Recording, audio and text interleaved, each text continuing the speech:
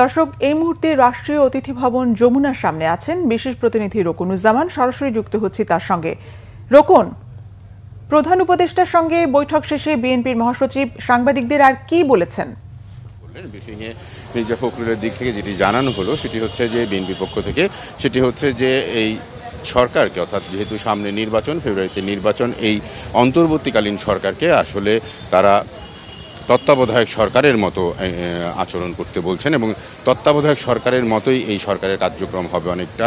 সেই বিষয়ে তারা সরকারকে বিভিন্ন কার্যক্রমের ক্ষেত্রে সরকারের কী ধরনের পদক্ষেপ বা কী ধরনের অ্যাকশন নিলে সেটি তত্ত্বাবধায়ক সরকারের কার্যক্রমের মতো হবে সেই বিষয়টি বলেছেন বলে আমাদের জানালেন। যে একই সঙ্গে মির্জা ফখরুল আরও একটি কথা বলেছেন যে এখন পর্যন্ত প্রশাসনে, পুলিশে বা বিচার বিভাগে গত সরকারের দোসররা বা তার শব্দটি ছিল অনুগতরা এখনও রয়ে গেছে, তাদেরকে নির্বাচনের আগেই, অর্থাৎ এই বিভিন্ন প্রশাসন, পুলিশ এবং বিচার বিভাগের এসব জায়গা থেকে সরিয়ে দেওয়ার জন্য বিএনপির দিক থেকে বলা হয়েছে। এবং একইভাবে যেটি বলা হয়েছে, আসলে যে কোনো ধরনের দলীয় সরকারের নিরপেক্ষ নির্বাচনকে কেন্দ্র করে যেমন সরকারকে নিরপেক্ষ একটি আচরণ করতে হবে এবং এই নিরপেক্ষ আচরণ নিশ্চিত করা হয় সেটি বিএনপির দিক থেকে বলা হয়েছে। এবং প্রতিটি ক্ষেত্রে, অর্থাৎ প্রশাসন, পুলিশ, বিচার বিভাগ, মাঠ প্রশাসন সমস্ত ক্ষেত্রেই যেন সরকার নিরপেক্ষ আচরণ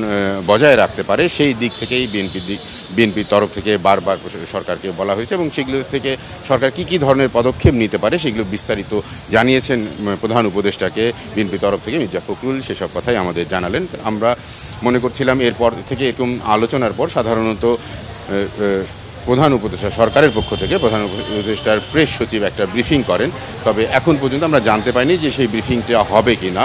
তবে বিএনপির তরফ থেকে যে আলোচনা এবং তারপরে আপনাকে ধন্যবাদ।